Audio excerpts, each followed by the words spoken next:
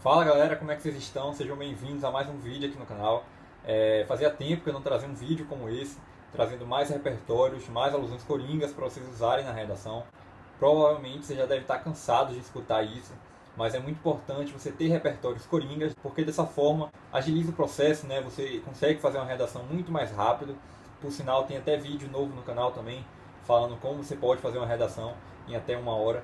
Então todos esses mecanismos, essas estratégias vão te ajudar a fazer uma redação muito melhor, de uma forma muito mais rápida e que com certeza vai te ajudar bastante. Então eu espero que nesse vídeo vocês peguem essa alusão e apliquem nas redações de vocês.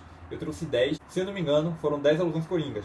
E aí você escolhe, né, qual que você prefere mais de usar na redação e começa a aplicar aí, começa a fazer suas redações por meio desses repertórios, né? Como eu sempre digo para vocês, é muito importante você ter um repertório, não só por conta disso do tempo, mas também porque você fica mais tranquilo, né? Você sabe que tem um repertório que você pode colocar. Às vezes você perde tempo na redação por conta disso também, porque você não sabe que repertório colocar. E aí, quando você tem um repertório coringa, fica muito mais fácil. Então pegue um papel e uma caneta, ou então anote no celular essas alusões, né? Tire print do vídeo e comece a usar elas, certo? Eu peguei 10 tipos diferentes de alusões, mas como vocês sabem, né, a alusão pode colocar na introdução e no desenvolvimento. Se você perceber que é uma alusão muito grande, você já sabe, use no desenvolvimento, porque é onde você tem mais linhas mesmo para falar sobre o assunto.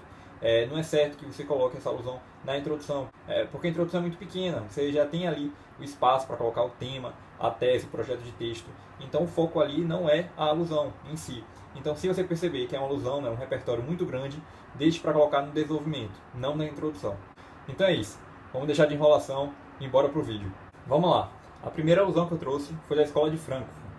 A Escola de Frankfurt, no século XX, já validava a ilusão do intelecto no mundo contemporâneo como um fator que dificulta o desenvolvimento de um raciocínio crítico do cidadão. Você vai perceber no decorrer do vídeo que tem algumas alusões com um asterisco, porque eu tirei print. Esse material aqui está no Instagram.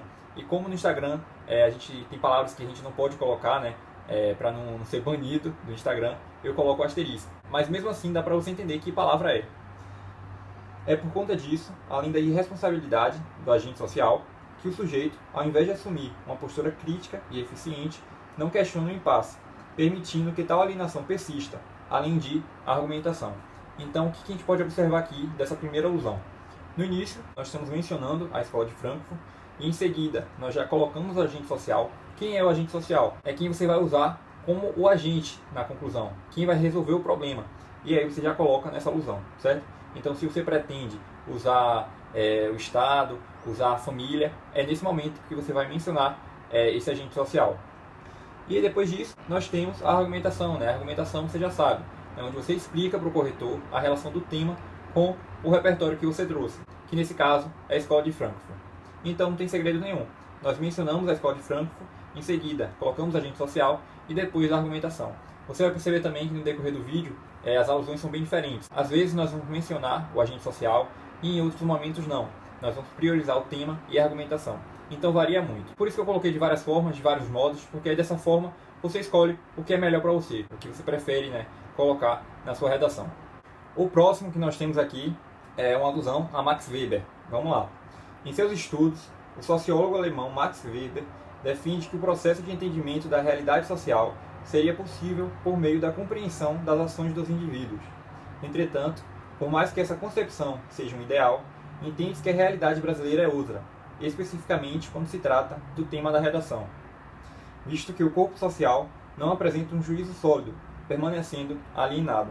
Então nós temos mais um repertório coringa, né? Nesse caso, mencionando o alemão Max Weber. Perceba também que nesse caso eu não coloquei a argumentação, mas se você quiser colocar, pode colocar, melhor ainda, certo? E nesse caso aqui nós estamos só focando no tema da redação. Então, o que está entre parênteses é onde você vai colocar o tema da redação e vai relacionar, né, consequentemente, com o repertório, que nesse caso é o de Max Weber. É bem parecido também com a alusão anterior, né, que fala da alienação, dessa questão do indivíduo não perceber que o problema está ali e também de ter uma postura passiva, de ser omisso, de não resolver o problema. Então, são repertórios bem semelhantes, né, essa questão do primeiro com o segundo, porque traz essa ideia da alienação social. A terceira alusão é sobre Emile Durkheim. Vamos lá. De acordo com Emile Durkheim, um dos principais fundadores da sociologia francesa, o fato social caracterizado por uma forma coletiva de agir e pensar, tornou-se um mecanismo prejudicial para o comportamento humano. Isso porque, segundo ele, tal característica contribui para um alinhamento de milhares de pessoas, as quais tendem a enxergar a problemática, nesse caso, o tema da redação, como cotidiano e normal. Nesse caso, nós estamos mencionando Emily Durkheim. E também é bem parecido com o anterior. O foco está mais no tema da redação. Então, nesse caso, nós não colocamos agente social e nem argumentamos. Mas, claro, você sabe que por ser uma alusão, você tem que argumentar, ou no início ou depois. O importante é que você argumente, que você mostre para o corretor o porquê dessa relação, o porquê você está colocando o repertório ali, né? E também qual é a relação dela com o tema, né? Com suas ideias, com o que você está trazendo, né? Seus argumentos, o que você está defendendo em sua redação. Então é muito importante que você faça isso. Não só usar o repertório, mas também relacionar com todas essas ideias que você está apresentando em sua redação, né? Os seus argumentos. A outra alusão, né? A quarta, é sobre Zygmunt Bauman, principalmente Amor Líquido. Todo mundo conhece. É uma alusão bem conhecida já. Eu coloquei, eu não ia colocar, né? Porque tem gente que acha que, como já está todo mundo usando, é melhor que não use. Mas eu vou colocar porque não deixa de ser uma boa alusão e que você pode sim colocar na sua redação.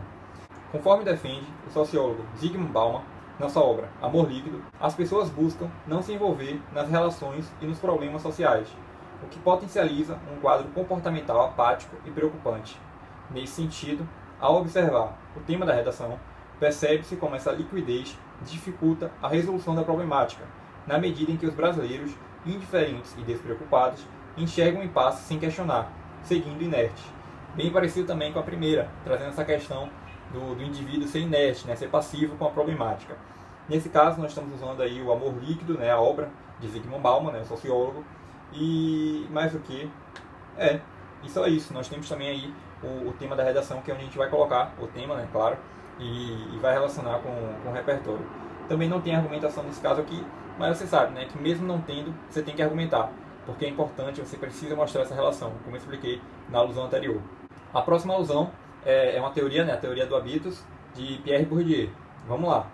Pierre Bourdieu, na teoria do habitus, afirma que a sociedade incorpora uma determinada estrutura social, de modo a naturalizá-la e reproduzi-la. Conjuntamente, ao analisar a realidade do Brasil, principalmente quando se trata do tema da redação, percebe-se que a máxima de Pierre é validada, na medida em que a problemática, presente no cotidiano, tornou-se um fato comum e irrelevante pela população. Então nós temos também mais uma opção, né, mais um repertório para usar na redação, e nesse caso é uma alusão a Pierre Bourdieu. Você vai perceber que todas as alusões são bem parecidas, todas servem para qualquer tema, e o foco, né, normalmente, por ser uma alusão coringa, os argumentos, né, que fazem ser coringas são basicamente esses, né, a alienação, a passividade, porque se encaixa em qualquer tema, e é o que eu já costumo colocar nesses repertórios que eu trago para vocês. Então nós temos mais uma opção aí bem bacana de você usar na redação, né, Pierre Bourdieu. O próximo é Michel Foucault. Vamos lá.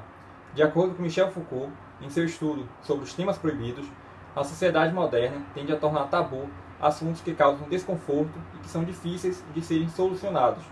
É por conta disso, então, que o tema da redação persiste no território brasileiro, uma vez que o problema, na visão do público, tende a ser uma questão desafiadora e recorrente, o que dificulta a atenuação do fato, bem como valida o ideal de Foucault. Então nós temos mais uma alusão também, e nesse caso relacionando o tema, né, da redação com Michel Foucault, né? Mais um repertório bem legal de você usar na redação. Perceba que a média das alusões, né, estão bem parecidas, né? A questão da quantidade de linhas. Eu indicaria que você colocasse no desenvolvimento, porque ainda que seja pequena, eu acho que nesse caso aqui se encaixaria mais no desenvolvimento, certo? Mas se você quiser colocar na introdução também não tem problema nenhum. Isso vai diferenciar, né? Se você quiser colocar na introdução, aí você sabe que depois disso aqui você vai ter que colocar a tese e o projeto de texto. Mas se for no desenvolvimento, aí você só vai argumentar, né? E vai finalizar, vai colocar o fechamento desse parágrafo, né? Então varia muito a alusão de acordo com o parágrafo que a gente está colocando, né? É diferente a estrutura, né? A introdução é de uma forma e no desenvolvimento é de outra. A próxima é a tábula rasa de John Locke. Vamos lá. De acordo com a teoria da tábula rasa de John Locke, o ser humano é como uma tela em branco, preenchida por experiências e influências. Com base nisso, constata-se que, ao presenciar o tema da redação no país, o indivíduo, inserido em um ambiente que negligencia e não combate a problemática, tende a ser influenciado pelo meio, mantendo um comportamento indesejável e prejudicial.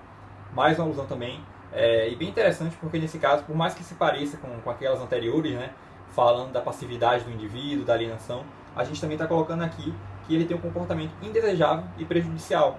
Isso mostra para o corretor que você tem uma postura crítica e que você não está sendo neutro na sua redação, que você está mostrando a sua opinião e que você está sendo autoral. E isso é muito bom na sua redação. Então, é uma outra forma também de você se destacar e de usar esse repertório, né? A tábula rasa de John Locke.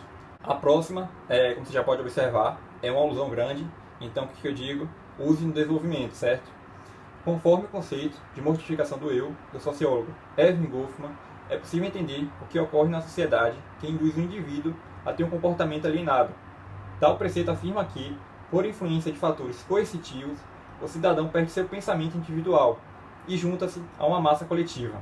Desse modo, dentro do contexto do tema da redação, nota-se que o sujeito, sem perceber, é induzido a estereotipar essa realidade como um caso normal, perpetuando uma conduta passiva e, lamentavelmente, prejudicial. Mais uma alusão também bem interessante de você usar na redação. Nesse caso, você só precisa colocar o tema da redação, né? Não tem segredo nenhum. Bem parecido também com as alusões anteriores. Essa alusão aqui, eu acho que vocês já devem estar cansados de escutar, a atitude blasé. Eu já usei também na minha redação da Enem 2020 e eu gosto bastante também de usar. É uma carta coringa, né? Segundo a atitude blasé, termo proposto pelo sociólogo George Simmel, o tecido social passa a agir com indiferença em meio às situações que ele deveria dar atenção. Seguindo essa linha de pensamento, nota-se que o Estado adotou essa atitude frente ao tema da redação, seguindo inerte. Uma alusão bem pequena e que você também pode colocar na introdução. E para finalizar, nós temos aí a alusão a Aristóteles. Conforme o filósofo grego Aristóteles, a política deve ser articulada pelos homens, a fim de alcançar o equilíbrio social. No entanto, diante de um governo incompetente, que não fomenta mecanismos que atenuem o tema da redação, essa harmonia não é efetivada, pelo contrário, é agravada e negligenciada. Se eu não me engano, também é bem parecida com a anterior, porque está ocupando o Estado, né, o governo, e acaba também sendo um ótimo repertório, né, coringa, para você usar na redação. Então é isso, galera. Esse foi o vídeo. Eu espero que vocês tenham gostado desses repertórios coringas que eu trouxe para vocês.